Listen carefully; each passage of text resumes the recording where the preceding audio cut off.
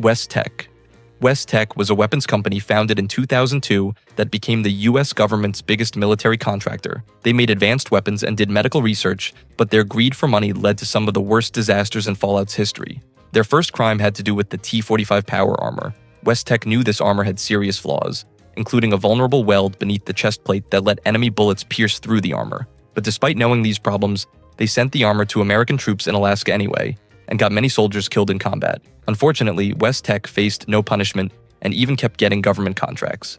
However, Vault-Tec's worst creation was the forced evolutionary virus, which started as research for a cure to the new plague. When tests showed that the virus made people bigger and stronger, the military immediately wanted to turn it into a weapon. Vault-Tec complied and ignored their own scientists, who said human testing was too dangerous. They picked Huntersville, West Virginia as their main test site and bought the rights to experiment on local people. Those FEV experiments then created horrible monsters like the Snallygasters, Grafton monsters, and super mutants. When these creatures were later set loose across Appalachia, they killed survivors for years to come.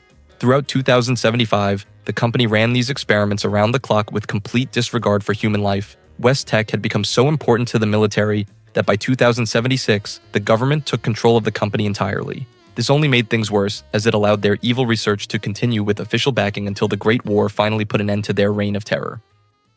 HalluciGen. Most evil companies at least try to hide their crimes, but HalluciGen practically advertised theirs.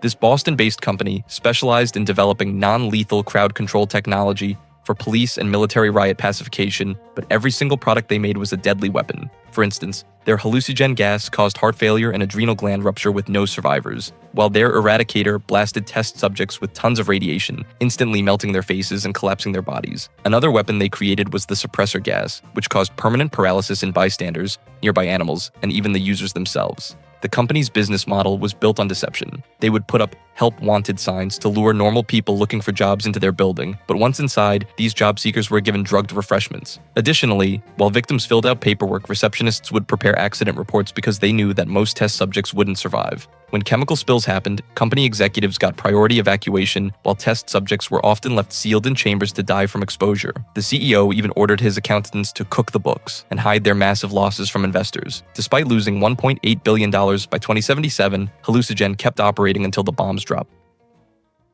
Pulowski. When the government launched Project Safehouse in the early 2050s to build nuclear shelters, Vault-Tec won the main contract. But Pulowski Preservation Services saw an opportunity to make money off of people's fear by targeting those who couldn't afford or get into a vault. They created the Pulowski Preservation Shelter, metallic booths that looked like phone booths or porta-potties. The company marketed these as affordable survival and protection on a budget for the average citizen. Seems there's been a lot of talk these days about vault life, but not all of us have the luxury to spend so much on something that, frankly, we may not actually need.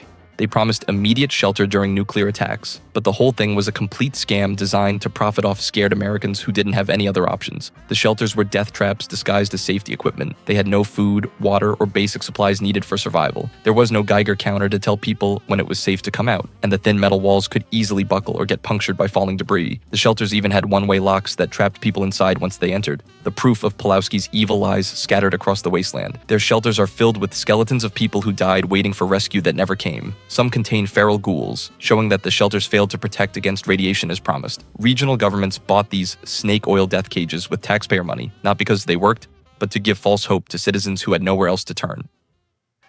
Vault-Tec. Vault-Tec built the underground shelters that were supposed to save humanity from nuclear war, but they weren't actually trying to save anyone. The company was secretly conducting the largest human experimentation program in history. In 2054, Vault-Tec successfully bid for the massive government shelter project by demonstrating their vault technology near Los Angeles. They marketed their vaults with feel-good slogans like revolutionizing safety for an uncertain future, but behind closed doors, they were designing torture chambers. Out of all the vaults they built, only 17 were actually meant to keep people safe. The rest were experiments. These experiments include pumping psychoactive drugs into Vault 106's air system to drive people insane, putting together 30 humans in Vault 43 with a panther, isolating one guy in Vault 77 with only a crate of puppets, and deliberately designing Vault 12 to never seal properly to guarantee that everyone inside would die from radiation poisoning. Vault-Tec executives were so twisted, they dismissed ethical concerns as counterproductive and close-minded. They believed the data they'd collect was worth more than human lives. The company's ultimate goal was to use the experimental data to design a perfect society and establish total control over humanity's future. They saw the nuclear war as a chance to wipe the slate clean and redefine mankind in their own vision, creating a post-war world where Vault-Tec would have a complete monopoly on human survival. In fact, some of Vault-Tec's executives like Barb Howard seriously considered starting the Great War themselves, and who knows if they actually did.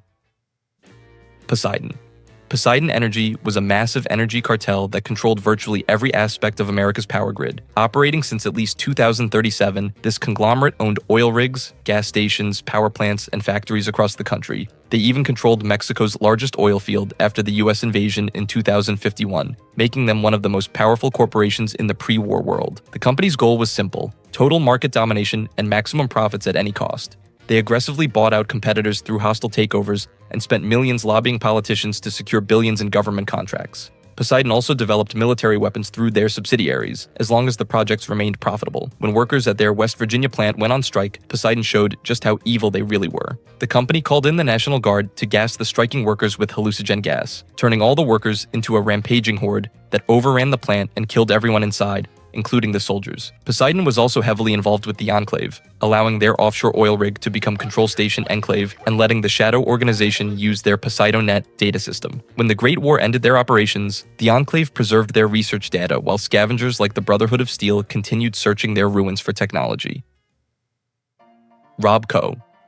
Behind every Pip-Boy and most of the robots you encounter in the wasteland stands RobCo Industries, the robotics giant that put millions of Americans out of work. Robert House founded the company in 2042 and has essentially achieved monopoly in crucial software markets with their unified operating system becoming the standard for most American computers. House deliberately designed RobCo with a Byzantine internal structure that resembled a maze. This corporate labyrinth allowed them to engage in ruthless business tactics without accountability. RobCo's evil acts were numerous and devastating. They orchestrated hostile takeovers by undermining executives who refused to sell, like when they destroyed Repcon Aerospace's leadership through a manufactured vote of no confidence. The company's massive robot production contributed to widespread job displacement, fueling the automation riots that plagued pre-war America as working-class citizens lost their livelihoods to machines. The company's partnerships also revealed their complete lack of moral boundaries. They worked with Vault-Tec on their horrific human experimentation program and collaborated on the Watoga project, which involved bulldozing residents' homes to build an automated city. Most disturbing was their involvement in the RoboBrain project, where they helped create combat robots powered by actual human brains taken from executed criminals and military prisoners. RobCo also developed military-grade weapons and superweapons like Liberty Prime for the government, profiting from war while their automation destroyed American workers' lives. After the nuclear apocalypse, their technology lived on throughout the wasteland. Robert House himself survived by preserving himself in a special self-preservation pod, and later became the ruler of New Vegas, controlling the city with his advanced Securitron robots. Dunwich Borers. Most companies hide their evil behind corporate speak and legal loopholes, but Dunwich Borers took a more direct approach by literally sacrificing their employees to ancient gods. What appeared to be a simple marble quarry in the Commonwealth was actually a front for one of the most disturbing operations in Fallout's pre-war world. The company wasn't really interested in marble at all. Quarrying was just a cover story while management searched for an ancient temple to dark, forgotten gods buried deep underground. Once they found what they were looking for, the real evil began. Dunwich Borers showed complete disregard for worker safety, only replacing railings and supports after they had already collapsed and killed people. When workers eventually died, management treated it casually because these cost-cutting measures were very profitable for the company. They even organized happy hours next to the dangerous excavation pit and deducted any alcohol workers drank from their paychecks. The company's ultimate evil was obviously their human sacrifices. When they finally found the subterranean temple, management ordered station manager Tim Schutz to lure his colleagues into the depths. All 4 station managers were sacrificed in dark rituals, becoming feral ghouls doomed to wander the underground chambers forever. By the time of Fallout 4, the quarry had become a raider stronghold haunted by the ghoulified remains of Dunwich Borers' victims, with flashback sequences showing players the horrific sacrificial rituals that took place 2 centuries earlier. Nuka-Cola. Every time you crack open a Nuka-Cola in the wasteland, you're drinking the product of a company that killed dozens of people in focus groups and helped develop chemical weapons for the military. Founded by John Caleb Bradburton in 2044, Nuka-Cola grew from a startup into America's largest beverage corporation through ruthless business practices and complete disregard for human life. The company's rise to dominance was built on crushing competitors through any means necessary. They would attack rivals' finances to force patent sales, like when they acquired Nuka Cherry and Nuka Grape formulas. When they couldn't buy out Sunset Sarsaparilla, they launched competing products and themed park areas to destroy them. And for Vim Pop Incorporated, Nuka-Cola executives hired mercenaries to sabotage production lines, steal trucks, and target workers until the company gave in. But Nuka-Cola's most evil act was probably developing Nuka-Cola Quantum, a radioactive drink created through a secret military partnership.